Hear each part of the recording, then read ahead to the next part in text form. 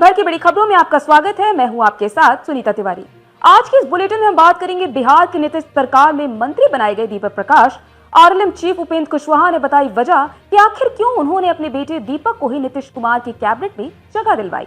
फिर बात करेंगे देश की सुरक्षा की प्रथम पंक्ति बीएसएफ के 61वें स्थापना दिवस समारोह में गृह मंत्री अमित शाह ने तय कर दी नई तारीख। 2026 तक क्या करने वाले हैं वो भी बताया। और बुलेटिन के आखिर में बात होगी चिराग पासवान ने क्यों नहीं मांगा डिप्टी सीएम का पद। खुद बोले मैं और कितना लालची हो सकता हूं। लेकिन दिन भर की बड़ी खबरों से पहले एक नजर आज की सुर्खियों पर।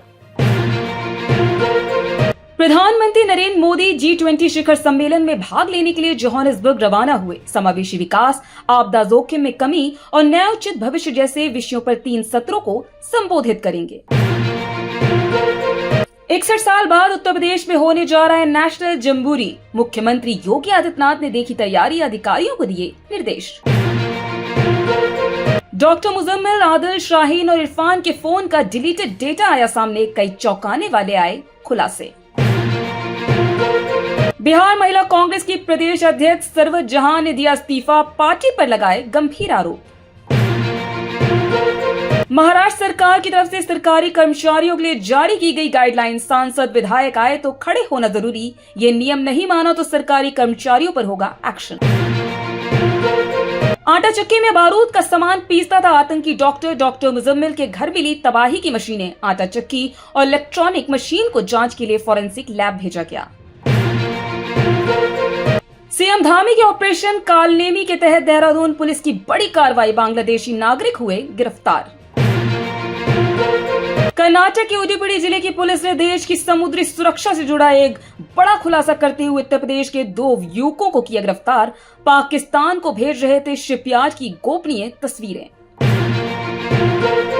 बांग्लादेश में 5.5 तीव्रता का भूकंप, बंगाल में भी तेज झटके, नरसिंगडी में रहा केंद्र। पाकिस्तानी पीएम शहबाज की हुई भारी बेइज्जती, जिस रिपोर्ट को दिखा बघार रहे थे शेखी, चीन ने उसी की पोल खोल के रख दी। ये तो थी सुर्खियां। विस्तार से बात करते हैं दिन भर की बड़ी खबरों की। राष्ट्रीय लोक मोर्चा के प्रमुख उपेंद्र कुशवाहा ने अपने बेटे दीपक प्रकाश को बिहार की नीतीश सरकार में मंत्री बनाने की वजह बताई है। उन्होंने माना कि परिवार के लोगों को पद पर रखने से उनकी पार्टी छोड़कर जाने का खतरा नहीं रहता। आइए जानते हैं इस रिपोर्ट में क्या है पूरा मामला। बता दें कि आरएलएम के प्रमुख उपेंद्र कुशवाहा ने कहा कि दीपक प्रकाश की योग्यता के अतिरिक्त उन्हें मंत्री बनाने का एक कारण यह भी रहा, उनके सांसद और विधायक पहले भी पार्टी छोड़कर जा चुके हैं। अब कोई इधर से उधर न हो जाए, इसलिए बेटे को मंत्री बनाया। उन्होंने कहा सब कुछ मेहनत करके पार्टी को खड़ा करें और कोई इधर उधर हो जाए तो पार्टी फिर उसी स्थिति में आ जाती है। वैसे स्थिति से बचने का यही उपाय है। बता दें कि राज्यसभा सांसद उपेंद्र कुशवाहा ने एक चैनल से बातचीत में कहा कि साल 2014 में उनकी पार्टी रालोसपा के 3 सांसद जीते थे, लेकिन उनमें से 2 चले गए। इससे पार्टी कमजोर हुई। इसके बाद 2015 में उनके 2 विधायक जीते थे, लेकिन वे भी बाद में चले गए। कुशवाहा ने कहा दूसरी पार्टियों में भी ऐसी स्थिति देखी जाती है। इससे बचने के लिए उन्होंने अपने परिवार से किसी को मंत्री बनाया।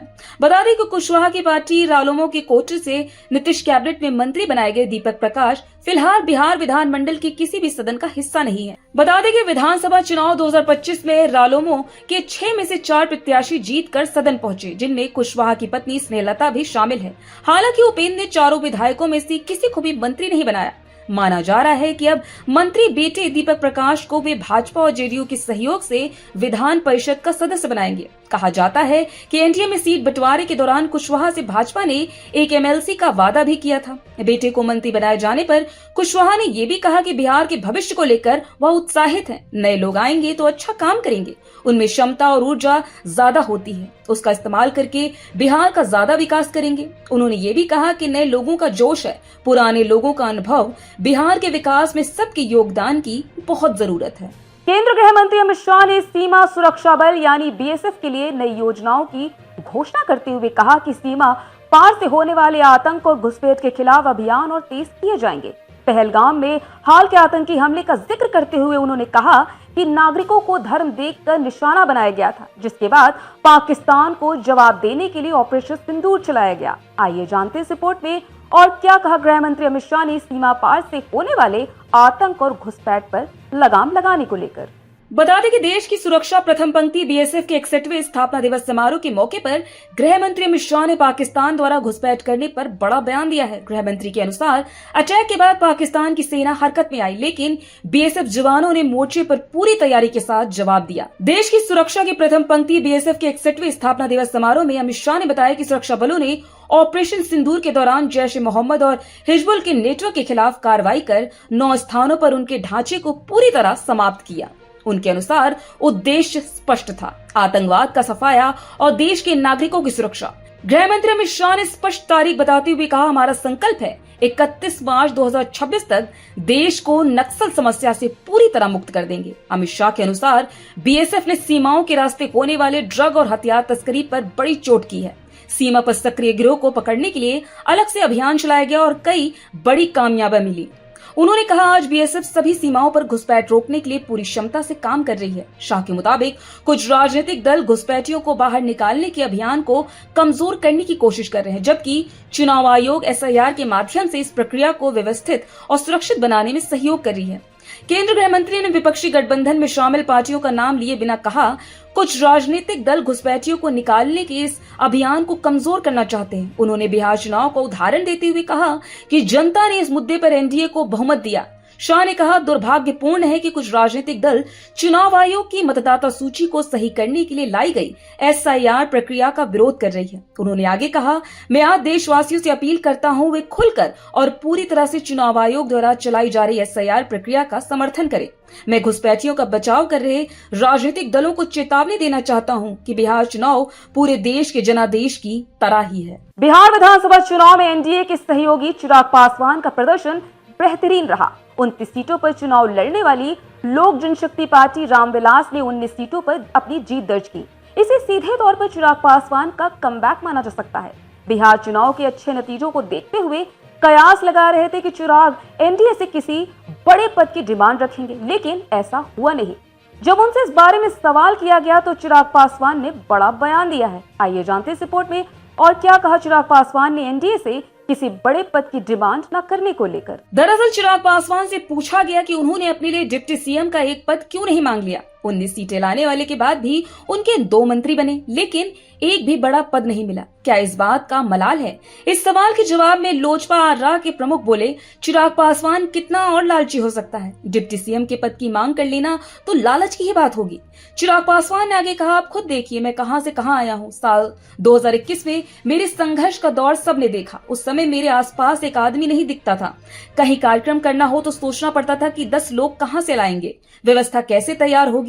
बिहार में उप मुख्यमंत्री का पद न मांगने के सवाल का जवाब देते हुए चिराग पासवान ने आगे कहा, 2024 में एक अकेला सांसद पार्टी चला रहा था। उसकी पार्टी को 2021 में तोड़ दिया गया था, उसके घर परिवार से निकाल दिया गया था।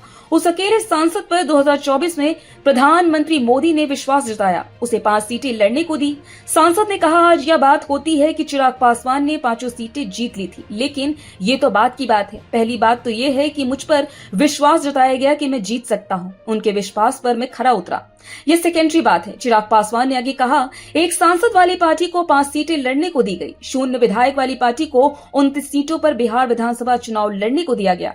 उनमें से हम 19 सीटें जीत कर आए, वह भी तब जब विपक्ष लगातार यह नैरेटिव सेट कर रहा था कि चिराग पासवान को हारने वाली सीटें दी गई हैं। चिराग पासवान दहाई का आंकड़ा भी पार नहीं कर पाएगा। 0 विधायक वाली पार्टी को 29 सीटें दी जाती है। हमारे 19 विधायक बनते हैं, उनमें से 2 को मंत्री बनाया जाता है। अब मैं इससे ज्यादा और क्या मांग सकता हूँ? अगर मैं अब भी कुछ मांग रखता हूँ तो मुझसे बड़ा नाशुक्रा कोई नहीं होगा, मुझसे बड़ा लालची कोई नहीं हो सकता। अगर अब भी मैं मलाल रखूंगा तो मुझे खुशियों को मनाना नहीं आता होगा। इसलिए मुझे जितना मिला है मैं मानता हूँ मेरे पिता के आशीर्वाद से मिला है, इसलिए मैं बहुत खुश हूँ। तो आज इस बुलेटिन में इतना ही। आप देखते रहिए दी लोकसभा।